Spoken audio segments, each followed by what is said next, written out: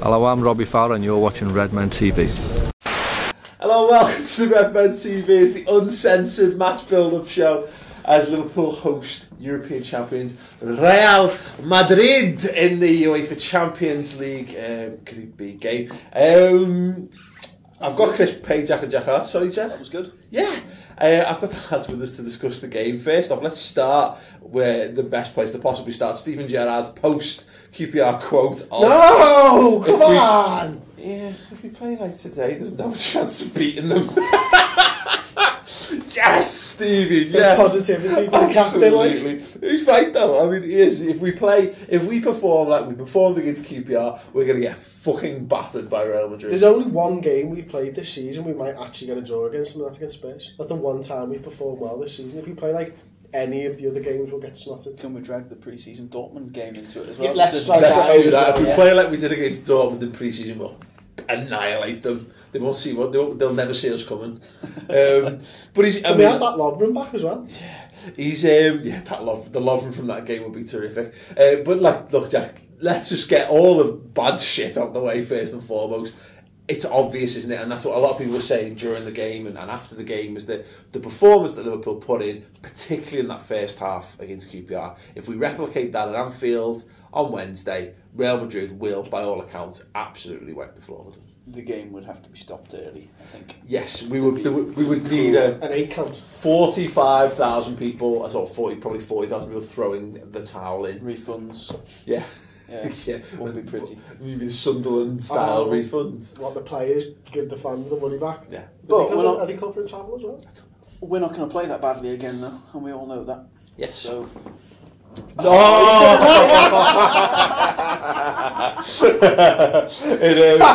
mate, I just couldn't resist. Oh, Chris. This is what we've been resorting to. Like, but no, you're right. I think you're right to an extent, Jack. The problem is that there's a massive fear factor around Real Madrid, and there has to be, because the depth of strength and just all round quality they've got. But football's fucking mad, and we're playing at home, and it's a European night at Anfield, so. You know, special things happen on those occasions. We've seen it many times before, haven't we?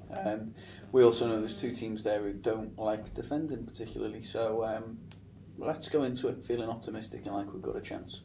How are you feeling, Chris? Stupidly optimistic. Yeah. Stupidly optimistic? To feel optimistic going into this game is stupid, isn't it? Great. No, it's a strange one, isn't it? I mean, we've got a couple of days now until the game kicks off, so it's not really hit me just yet. I'm still reeling from QPR, but I'm feeling at you here. I'm just he's just getting missed.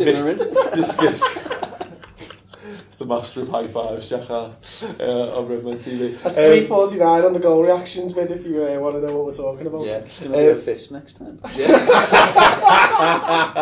Just go straight for go like that and convert it on the way. Yeah, look, I'm not dead. I'm sorry, mate, I couldn't resist. I actually meant to go for high five, and I thought actually it'd be funny if I pulled out. Yeah, it was hilarious, yeah. Enjoyed it. I'm not dead happy to optimistic about this one. Because, as you say, look, it's Real Madrid, and I'm excited. I'm excited about seeing this game. And I think there's a fine line, Chris, between being like, it's boss, we're playing Real Madrid, but also remembering that we are Liverpool, and let's not start jizzing on their feet, or like, you know what I mean, because we're dead excited about it being Real Madrid coming to Anfield. It'll be great to see Liverpool beat Real Madrid at the end of the day. Look, Liverpool, we're a balmy team, aren't we? We have balmy results, and we always have done that. It's littered throughout our histories, and we've got just as good a chance as Real Madrid going into this game. At the end of the day, it starts 0-0. We can go and win the game. We've seen it done before. Yeah. What I thought was great, again, going back to that interview, was, I think it was like Jonathan Pearce saying, I feel Liverpool got enough to win over the 2 games. Why does it matter? How's that relevant? It's the group stages, so Jonathan. It's not only the fucking goal line technology. You don't understand. Doesn't understand group stages of competitions either. Good one, Johnny Pearce. It's a strange one, isn't it, Jack? Because again, if Liverpool were scoring goals, I would be very happy and optimistic going into this game. Whereas at the minute, we're clearly not clicking in an attacking sense. We're clearly borderline calamitous at the back. So this is the problem we're facing. A lot of this is a lot of blind faith going into this game that we're hoping that Liverpool pull out another one of these glorious occasions. We do have a track record for it, but I can understand that there's going to be a lot of people very, very, very downbeat going into this match because it is a big ask. Then we need to look around the team a bit and recognise that we've got some really good players on our team. Yeah. We've got lots of fantastic midfielders in the squad who can cause the opposition problems. You know, this is Suarez and Sturridge aside. I don't like this point already. It's a very similar team to what, you know, that side were back in spring when we were absolutely fantastic week in, week out. Aside from the 50 goals that our two best strikers in the league provided for us, we're pretty much yeah, I get what you're trying to say, but again, there's just a massive. There's got to be a certain fear factor there, but you know, I'm kind of, in some respects, I'm kind of glad that this is the Anfield games come first. You know what I mean? I wouldn't like the idea of maybe getting battered at the Bernabeu and then coming to, I don't know, maybe I'm. Well, we've got the 12 man, haven't we? Do you know what I mean? Yeah. We've got the fans on our side this game. That's going to be important. We're all looking forward to a big game. I think the atmosphere will be brilliant. Mm-hmm. Yeah, it's not the group stages, but we can still get up for this, and we will do. Let's compound this fear by looking at some stats. Tom, have you got us a graphic lined up? Of course. Real Madrid currently third in La Liga form. Loss 1-1-1-1. They've scored 30 goals in 8 league games. Star man is not fat Ronaldo. He scored 19 goals in 11 games in all competitions for Real Madrid this season, which is How many have we scored? Not that many. Dang it. Yeah. Just to take a little bit of a closer look at in the league so far this season, Gareth Bale's got 7 goals. Played 7 games, scored 4 with 3 assists. Ronaldo 7 games, 15 goals, 1 assist.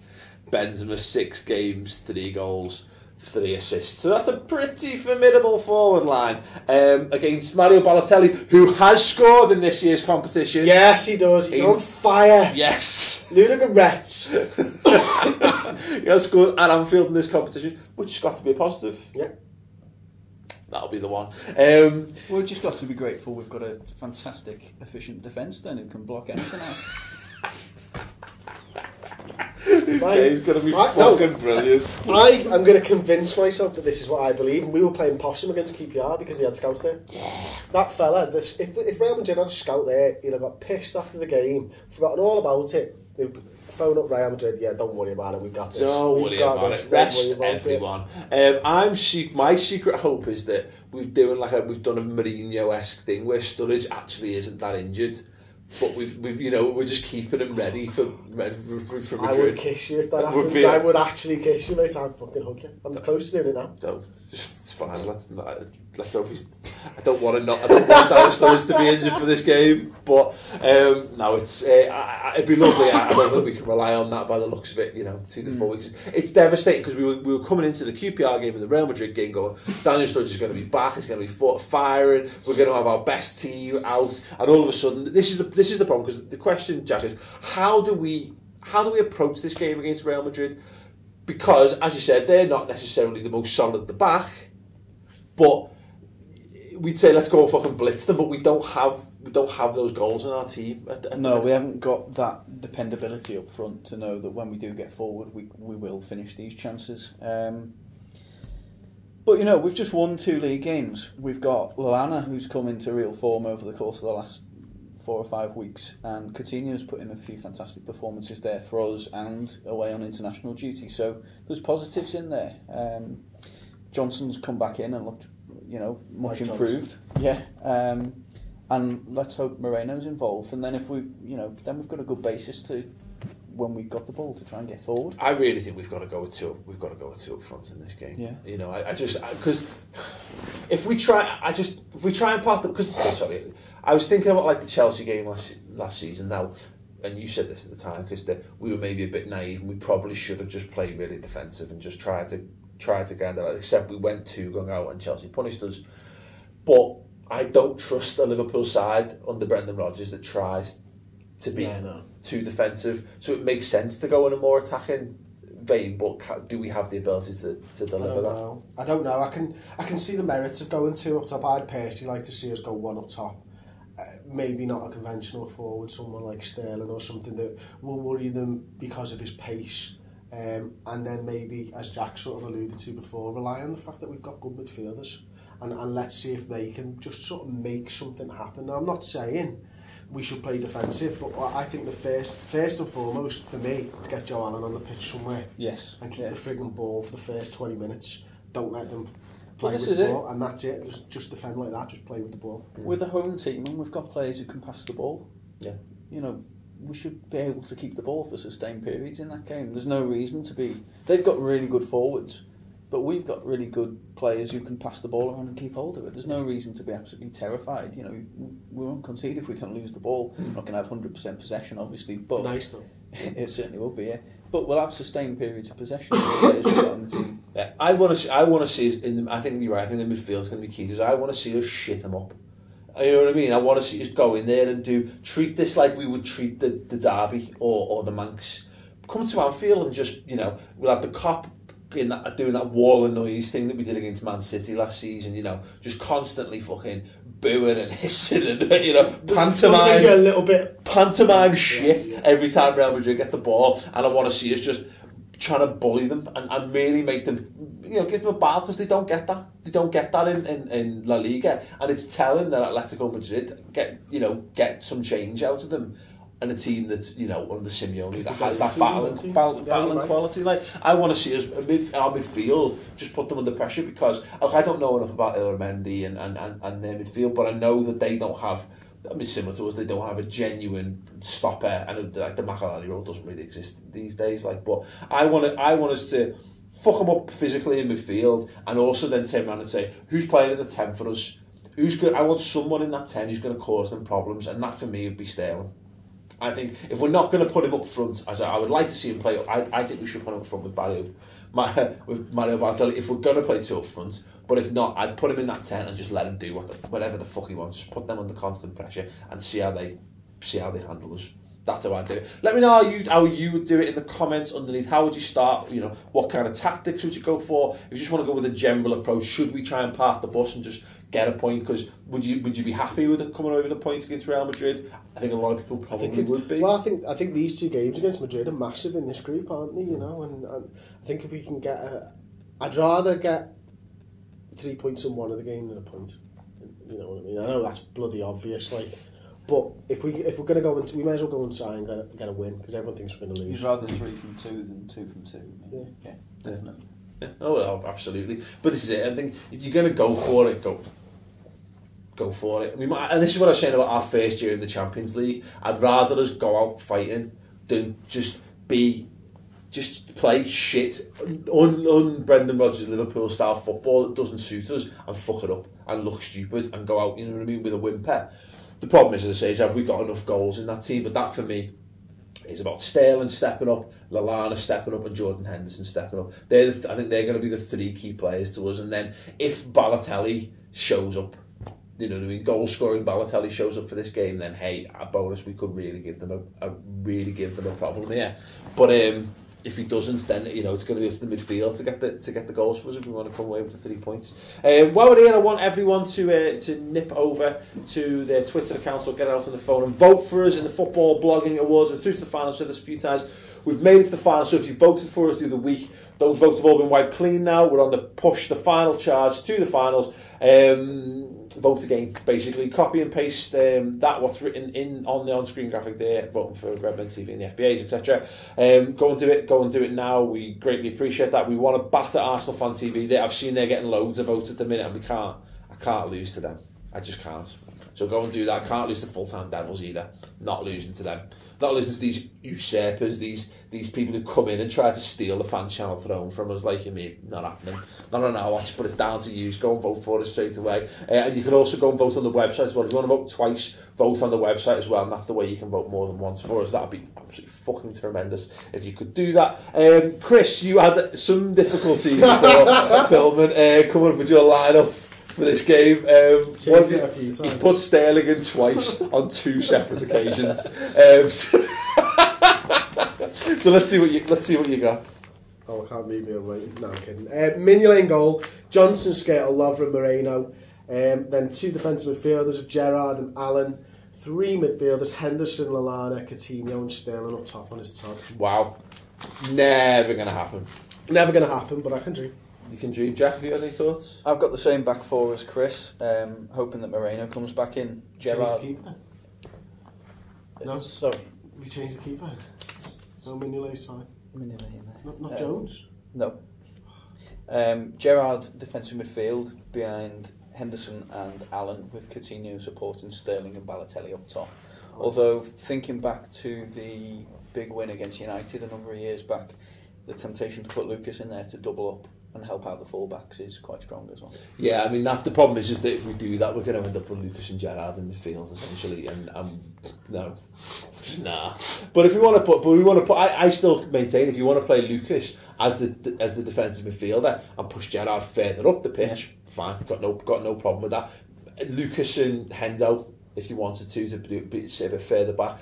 But again, I don't want to see Henderson limited. I want to see Henderson let loose like he was against West Brom. I don't know, completely different kettle of fish, of course. But I really want to see it. I think his pace, his power, and his direct running are going to be a real asset to us. We've got to give them as many problems as possible. And for me, that's about getting as much pace into our side as we possibly can. And again, that's why I said, and I agree with what Jack's gone with there. Go to up top. Play Sterling up front. We've got players who can play behind. We can play Henderson behind. We can play Lallana behind. We can play Coutinho behind, and that still gives you Gerrard or Lucas or Chan or whoever else you want to put in the team. I think that's good. The big issue is Moreno, whether Moreno's going to be in there, because there's some speculation. We brought Brad Smith back from loan. Whether there's an issue with Moreno, I really hope not, because I think he's absolutely tremendous. And also that Gareth Bale might be injured. Believe it when I say it, that'll be great. That, it doesn't really matter. It doesn't fucking matter. Oh no, we'll just drop one of our other bazillion brilliant players into the team. Like shucks. So yeah, it's going to make much of a muchness. Although I not having to potentially see the campest goal celebration in the history of football would be great. Maybe Balotelli will do it instead. Doesn't celebrate, does he? Maybe he should. He should do. If he fucking scores, I'll celebrate for him. Simple as. I won't get on the pitch because I like my season ticket. But it's fine. Let us know your line of predictions. What should Liverpool go in the comments section underneath there? So thank you for voting in the FBAs if you've just done it already. If not, go and do it now. Score predictions. Check out. Liverpool 4, Real Madrid 2. That's definitely worth a high five. No. I can't believe we've done it on the build-up show as well. It wasn't even a subscriber show. I know, yeah. Off air. Chris? 2-1 Liverpool. Okay. Don't be too fucking disheartened. Don't forget, Chris has just proved that he can't count in this last few weeks. So he has to get his consolations when he can. Mental game. I can see another 3-2. 3-2. Yeah. And you know what? It's probably daft that we're all going for Liverpool wins, but fuck it, you know what I mean? I'm not in this business to be realistic. We've been doing this for 5 years. We've never predicted a fucking... Don't think I've ever predicted a Liverpool defeat. And if I'm wrong, gutted. You know what I mean? I'd rather go out in a blaze of positivity. So let me know your score predictions. Oh, fuck it. Let me know your score predictions in the comments below. And how are you feeling as well? Sum up how you feeling about this game in one word. Just happy, trepidatious. There's a good word. Shitty. I don't know. I can think of it. Use two if you want. In the comments below. Anyway, thanks very much for watching. We're gonna be at Anfield. We'll be outside Anfield doing the post-match interviews and whatever. So come and say hello if you go on the game. If not, enjoy all the other brilliant content that we put out every single week. On the redmentv.com, which is free for the month, of course. Anyway, thanks very much for watching. Fingers crossed, toes crossed, and anything else you choose to cross without causing any irreparable physical damage, go for it, and we'll see you after the match. Ta-ra. Come on! Come on! Yeah!